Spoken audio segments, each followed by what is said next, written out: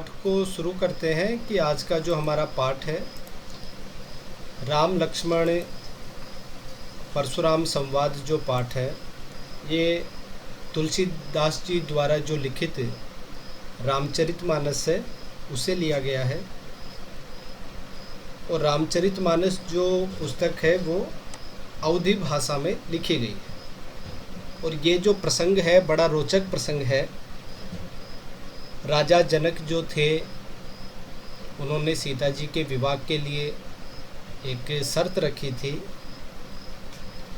कि जो शिव के धनुष को उठाकर उसके ऊपर प्रत्यंचा चढ़ा देगा उसी के साथ मैं सीता जी का विवाह करूंगा। जनक के दरबार में बड़े राजा महाराजा इकट्ठा होते हैं और आखिरकार जो श्री राम है वो शिव जी के धनुष के ऊपर प्रत्यंचा चढ़ाते हैं और धनुष जो है वो टूट जाता है। अब उसके पश्चात जब शिव जी का धनुष टूट जाता है तब जो महाक्रोधी अत्यंत क्रोध वाले जो परशुराम जी हैं वो सभा में आते हैं। उनका सभा में प्रवेश होता है और वो बड़े आग बबूला हो रहे होते हैं। परशुराम जी जो थे वे अपने गुरु के शिव के धनुष को तोड़ने वाले को मारना चाहते हैं। कई प्रकार की धमकी देते हैं। श्री राम जो हैं वो मीठे वचन कहकर परशुराम जी के गुस्से को शांत करने का प्रयास करते हैं, उनको अपना दास बताते हैं। लेकिन लक्ष्मण जो है वो अपने स्वभाव के अनुसार परशुराम जी के ऊपर व्यंग करते हैं और उनके क्रोध को बार बार बढ़ाते हैं। और जब उनका गुस्सा बार बार बढ़ता है तो वे लक्ष्मण को मारने के लिए कई प्रकार के वचन कहते हैं, वे गुस्सा होते हैं और उनके बीच के जो संवाद है वे ही संवाद आज हम इस पाठ में पढ़ेंगे।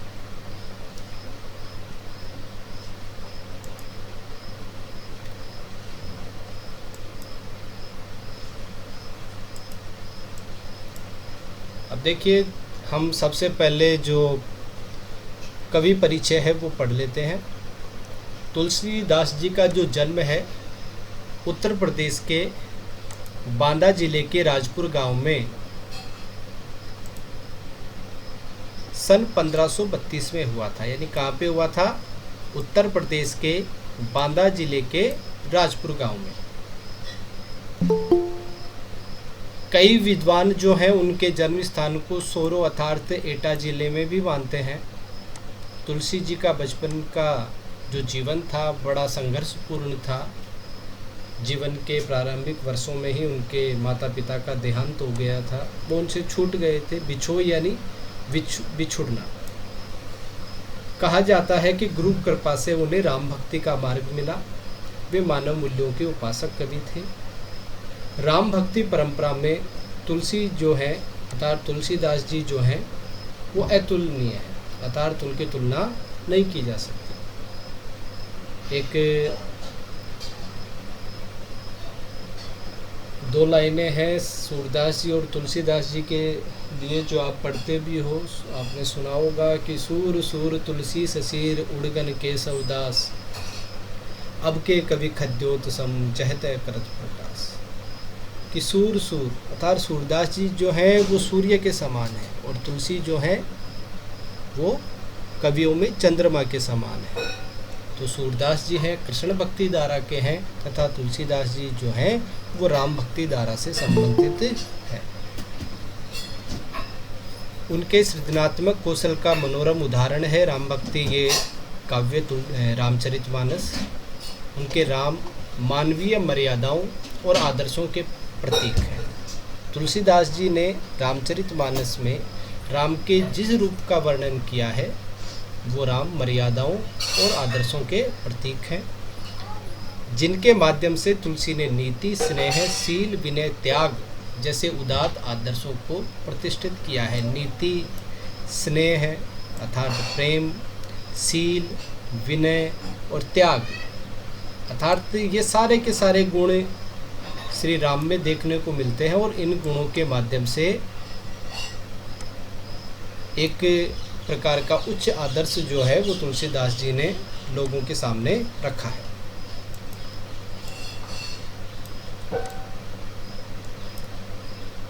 रामचरितमानस उत्तरी भारत की जनता के बीच बहुत लोकप्रिय है। मानस के अलावा, मानस का तात्पर्य रामचरितमानस से ही है, कवितावली, गीतावली, दोहावली, कृष्ण गीतावली और विनय पत्रिका, ये सब क्या हैं? ये इनकी प्रमुख रचनाएं हैं। आप इनके नाम को नोट कर लीजिए। सर आप बोलिए। सर ये जो इंट्रो है, मीन्स ये तुलसीदास के बारे में जो दिया गया है, उनमें से एग्जाम में आएगा क्या?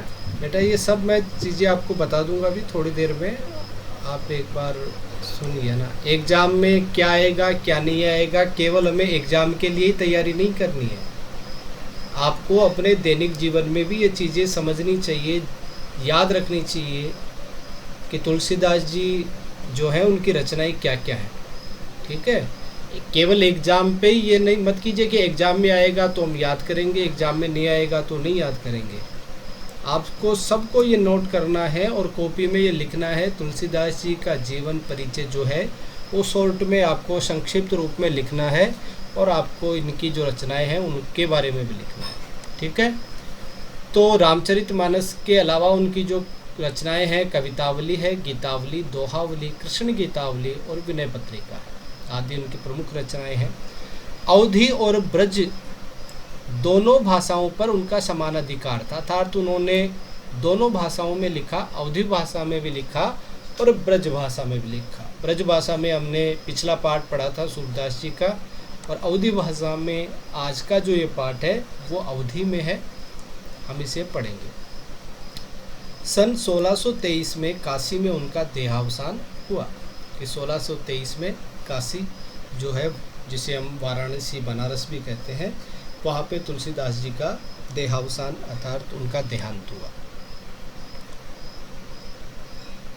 तुलसी ने रामचरित की रचना अवधी में की है और विनय पत्रिका तथा कवितावली की रचना जो है उन्होंने ब्रज भाषा में की है।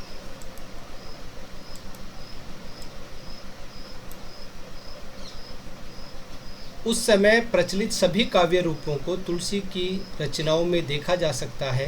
रामचरितमानस का मुख्य जो छंद है वो क्या है? चौपाई है। ध्यान रखिए, ये प्रश्न आते हैं कि रामचरितमानस की जो रचना है वो कौन सी भाषा में की गई है और कौन सा छंद है। तो तुलसी की जो रचनाएं हैं उनमें मुख्य रूप से चौपाई छंद और बीच बीच में दोहा, सोरठा, हरिगीत का तथा अन्य छंद मिलते हैं। जैसे एक चौपाई के बाद में रामचरितमानस में दोहे तथा सोरठे हैं। विनय पत्रिका की रचना गेय रूप में हुई है। गेय रूप में का मतलब है कि गेय पदों के रूप में का मतलब है कि उन्हें हम गा सकते हैं। कविता में वली में सवैया तथा कवित छंद की छटा देखी जा सकती है।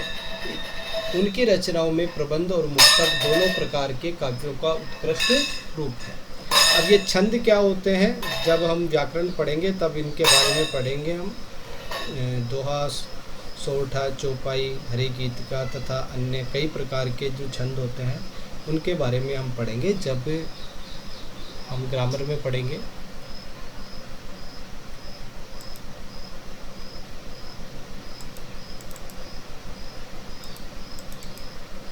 अब देखिए कि ये जो पाठ है वहाँ इस पाठ में किस समय का वर्णन है।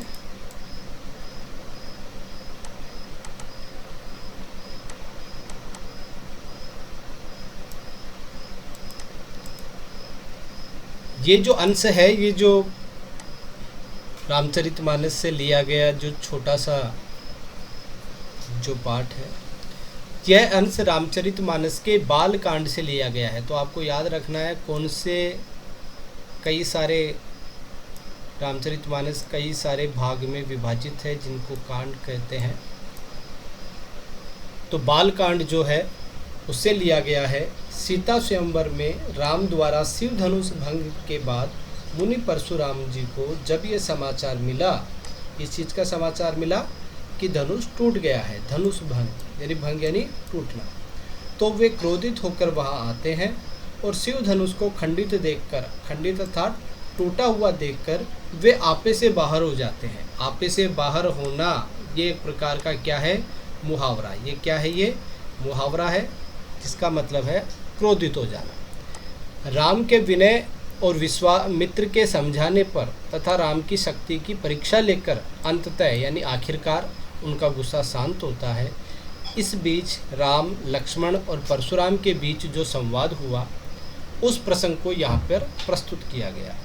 परशुराम जी के क्रोध भरे वाक्यों का उत्तर लक्ष्मण व्यंग वचनों से देते हैं।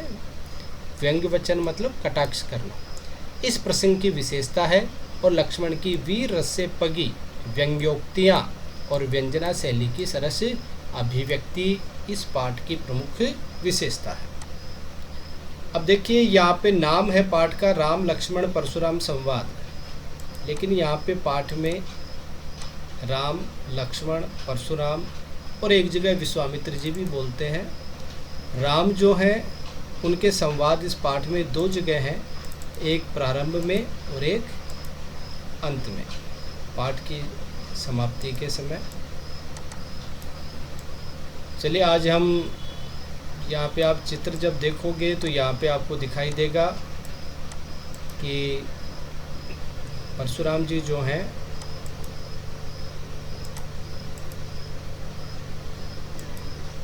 क्रोधित है, राजा जनक का दरबार लगा हुआ है, राम, लक्ष्मण और परशुराम जी खड़े हुए हैं। और यहाँ पे देखिए धनुष जो है वो टूटा हुआ है, यहाँ पे धनुष जो है वो टूटा हुआ है। यहाँ पे परशुराम जी धनुष की ओर इशारा करते हैं, पूछते हैं ये धनुष किसने तोड़ा।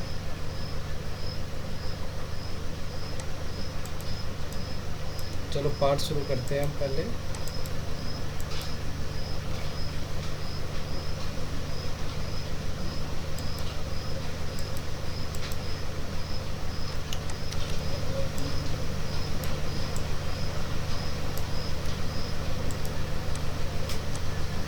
राम लक्ष्मण परशुराम संवाद। नाथ शंभु धनु भंज निहारा, होई केव एक दास तुम्हारा। आये सुकाह कही किन मोही, सुनी रिसाए बोले मुनि को। सेवक सो जो करे सेवकाई, अरि करनी करी करई लड़ाई। सुनु राम जेहु शिव धनु तोरा, सहस बाऊ समसो रिपु मोरा। सो बिलगाओ बिहाई समाजा, न तो मारे जाही सब राजा। सुनि मुनि बचन लखन मुस्काने, बोले परशुधरी अवमाने। बहुधनी तोर लड़काई, कबू ने असरिस किन्हीं गोसाई।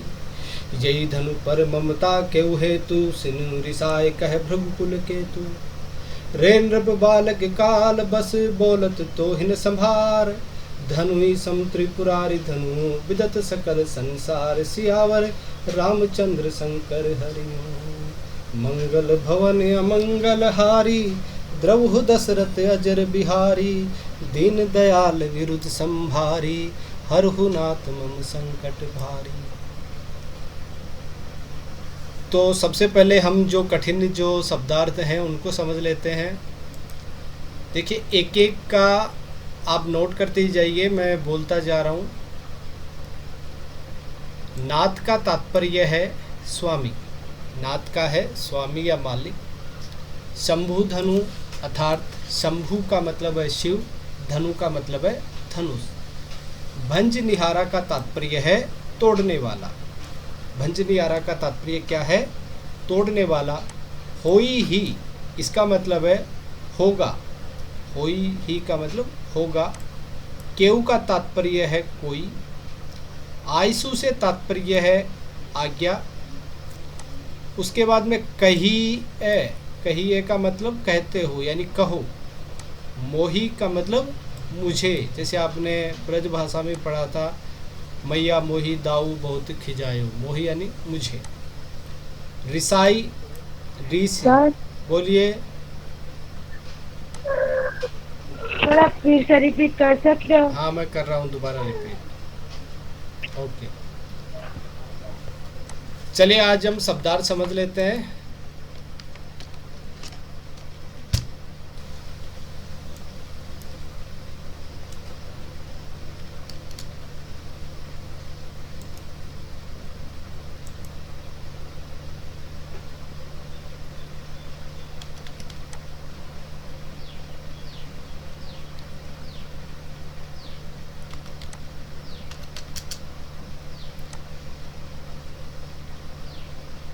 नाथ का तात्पर्य है क्या है? स्वामी। ठीक है, यहाँ पे मैं थोड़ा सा इसका रेड फॉन्ट कर देता हूँ।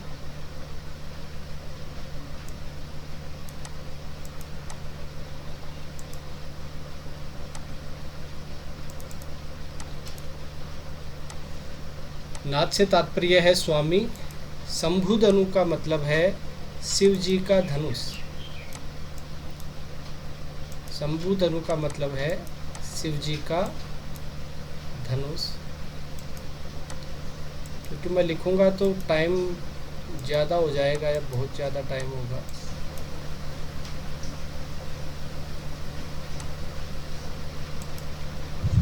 सर आप वीडियो भेज देना ना। मैं धीरे धीरे बोलता हूँ, आप नोट करते जाइए नहीं तो। ठीक है, यस सर। अब नोट, क्योंकि उसमें मैं लिखूंगा तो टाइम होगा ज़्यादा।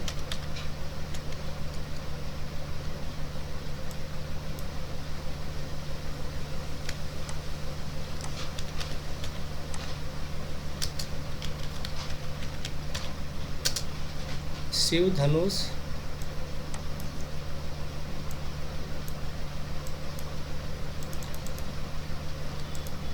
बाकी आपको एक एक ये जो शब्दार्थ है ये आपको याद करना है।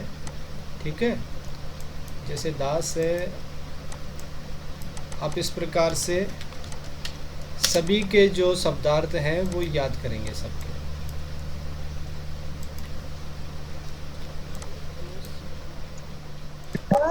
शंभु धनु के लिए आएगा शिव धनुष, और भंजनियारा का मतलब है तोड़ने वाला।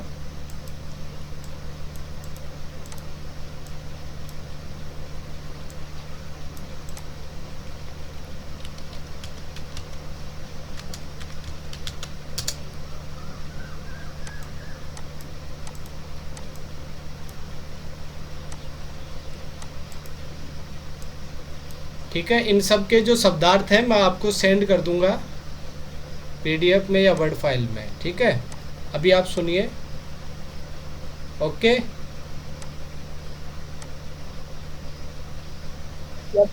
ठीक है। तो नाथ शंभुधनु भंज निहारा, होई केव एक दास तुम्हारा, आयसु काह कही किन मोई, सुनी रिसाए बोले मुनि को। तो आज हम क्या करेंगे, आज हम थोड़ा सा इसका स्टोरी समझेंगे, कहानी समझेंगे कि ये है क्या, ये क्या कहना क्या चाहते हैं।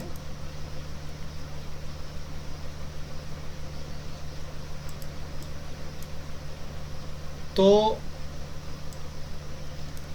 जब जो परशुराम जी हैं वो गुस्सा होते हैं और पूछते हैं कि ये शिव जी का धनुष किसने तोड़ा, तब भगवान श्री राम जो है रामचंद्र जी वो परशुराम जी से कहते हैं कि नाथ शंभुधनु भंज निहारा, होई केव एक दास तुम्हारा, कि हे नाथ शिव जी के धनुष को तोड़ने वाला आपका ही कोई दास होगा, अर्थात आपका ही कोई सेवक होगा। आयसु काह कही किन मोई, आयसु काह कही किन मोई, आप मुझसे क्यों नहीं कहते, आप मुझे बताइए। सुनी रिसाए बोले मुनि को ही। तो ये जब श्री राम की जब बात सुनते हैं तब मुनि जो है वो गुस्से में होकर बोलते हैं। जब श्री राम ने कहा कि तोड़ने वाला, धनुष को तोड़ने वाला आपका ही कोई दास होगा, तो मुनि जो है वो बड़े गुस्से में होकर बोलते हैं, सेवकु सोजो करे सेवकाई, सेवकु सोजो करे सेवकाई, कि सेवक तो वही होता है जो सेवा का काम करे, कि सेवक तो वो होता है जो क्या काम करे, सेवा का काम करे। अरी करनी करी करई लड़ाई, कि जो शत्रुता का काम करता है और लड़ाई मोल लेता है वो तो शत्रु है। सुनो राम जेहु शिव धनु तोरा, कि हे राम सुनो, हे राम सुनो, जिसने भी शिव जी के धनुष को तोड़ा है, सहस बाहु समसो रिपु मोरा, वो सहस्त्र बाहु के समान मेरा शत्रु है। कि सहस्त्र बाहु जो जिनकी हजारों भुजाएं जो थी वो परशुराम जी ने काट दी थी। सो बिलगाओ बिहाई समाजा, परशुराम जी कहते हैं कि वो इस राज समाज को छोड़कर अलग आ जाए, कि जब वहाँ पे जो राजा महाराजा जो बैठे हुए थे उन सब इसको कहता है कि उठ कर के सामने अलग आकर खड़ा हो जाए कि जिसने भी शिव जी के धनुष को तोड़ा है, न तो मारे जाही सब राजा, कि नहीं तो सारे के सारे राजा मारे जाएंगे। सुनी मुनि वचन लखन मुस्काने, मुनि के ऐसे क्रोधपूर्ण वचन सुनकर लक्ष्मण जी जो है वो मुस्कुराने लगे। बोले परशु धरी अवमाने, और जो परशु धारण करने वाले हैं, परशु धारण करने वाले अर्थात परशुराम जी जो हैं, उनको अपमानपूर्ण वचनों को बोलते हैं, उनसे अपमान करते हुए अपमानपूर्ण वचन जो है वो बोलते हैं। क्या बोलते हैं? बहु धनुई तोरी लरिकाई, वो अपमानपूर्ण वचनों से कहते हैं कि हे गोसाई सज्जन, जो लड़कपन में हमने ऐसे बहुत सी छोटी छोटी जो धनु ही है, यानी धनुई का मतलब छोटा धनुष, वो तोड़ी है। खेल खेल में हमने बहुत सी धनुष तोड़ी है, लेकिन कभी भी किसी ने कभू ने असिरिस किन्हीं गोसाई, किसी भी सज्जन पुरुष ने हम पर इस प्रकार से कभी क्रोध नहीं किया। यही धनु पर ममता के हेतु, कि आपकी इस धनुष पर इतनी ममता किस कारण से है, आपकी इस धनुष पर इतनी ममता किस कारण से है। ये जब लक्ष्मण जी कहते हैं, सुनी रिसाए कह भृगु कुल केतु, यह सुन करके भृगु कुल की जो ध्वजा स्वरूप परशुराम जी हैं वो गुस्से में बोलते हैं। तो क्या कहते हैं कि रे नृप बालक काल बस बोलत तो हिन संभार, धनु सम त्रिपुरारि धनु विदत सकल संसार, कि हे राजपुत्र, नृप, नृप का मतलब राजा, कि हे राजपुत्र, तुम काल के वश में होकर तुम्हारे मन में, तुम्हारे मुख से होशपूर्ण वचन नहीं निकल रहे हैं, तुम संभल करके नहीं बोल रहे हो, क्योंकि तुम नहीं जानते कि ये त्रिपुरारी अर्थात तीनों लोकों के जो स्वामी हैं अर्थात भगवान शिव, उनका जो धनुष है वो छोटी धनुष के समान नहीं है। इस बात को तो सारा संसार जानता है। चलिए एक बार दोबारा से समझिए। नाथ संबुदनु भंज निहारा, कि हे नाथ, श्री राम जी कहते हैं कि हे नाथ, शिव जी के धनुष को तोड़ने वाला आपका ही कोई एक दास होगा, आपका ही कोई एक सेवक होगा। आयसु काह कही किन मोई, आप मुझे आज्ञा दीजिए कि मुझे क्या करना है। सुनी रिसाए बोले मुनि को ही, श्री राम के ये वचन जब श्री राम ने शब्द का प्रयोग किया कि आपका ही कोई दास होगा, कि शिव जी को धनुष को तोड़ने वाला आपका ही कोई दास होगा, सेवक होगा, तब परशुराम जी जो हैं वो क्रोध में भर कर बोलते हैं कि सेवकू सो जो करे सेवकाई, सेवक तो वो होता है जो सेवा करता है। अरी करनी करी करे लड़ाई, जो शत्रुतापूर्ण काम करता है, लड़ाई करता है, वो तो शत्रु होता है। अर्थात वो मानते हैं कि शिव जी के धनुष को तोड़कर जिसने भी तोड़ा है उसने शत्रुतापूर्ण काम किया है, इसीलिए वो दास नहीं है बल्कि शत्रु। आगे परशुराम जी कहते हैं, सुनो राम जेहू शिव धनु तोड़ा, कि हे राम सुनो, जिसने भी शिव जी के धनुष को तोड़ा है, सहस बाहु सम सो रिपु मोरा, कि वो सहस्त्र बाहु के समान मेरा शत्रु है, कि वो सहस्त्र बाहु के समान मेरा शत्रु है। सो बिलगाऊ बिहाई समाजा, कि वो जो ये राजाओं का जो समाज है जहाँ पे राजागण इकट्ठे हैं आज, वो इस समाज से अर्थात इनकी पंक्तियों से अलग हटकर सामने आकर खड़ा हो जाए। न तो मार जाही सब राजा, नहीं तो उसके कारण सारे के सारे जो राजा हैं वो मारे जाएंगे।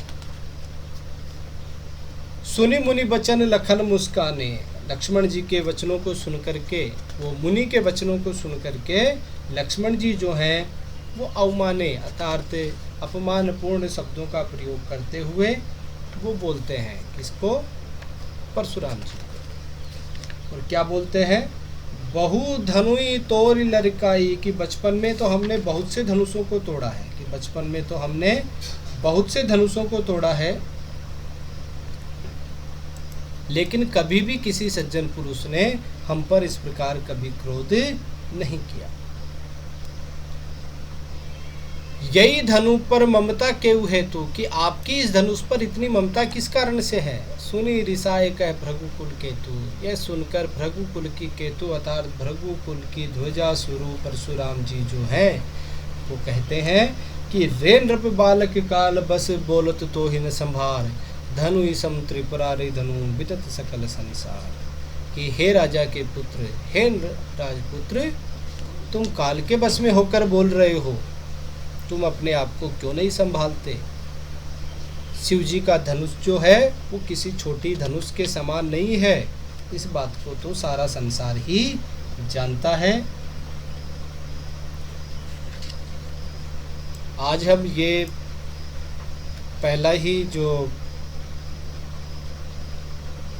पहला भाग पढ़ेंगे, बाकी का भाग जो है वो कल पढ़ेंगे।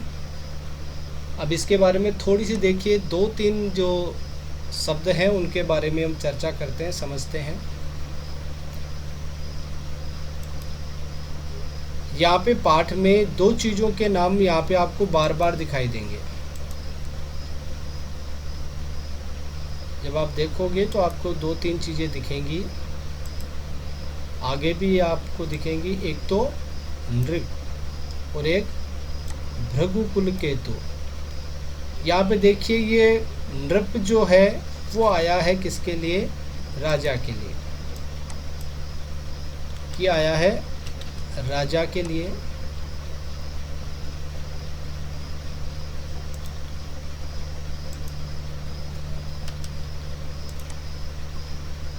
नृप शब्द है ये राजा के लिए आया है।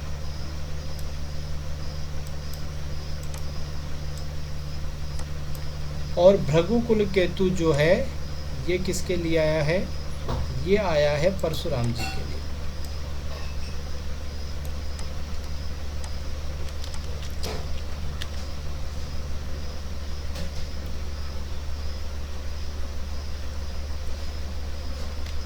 ये परशुराम जी के लिए आया है। पाठ में हम पढ़ेंगे तो कई जगह पे हम देखेंगे कि अलग अलग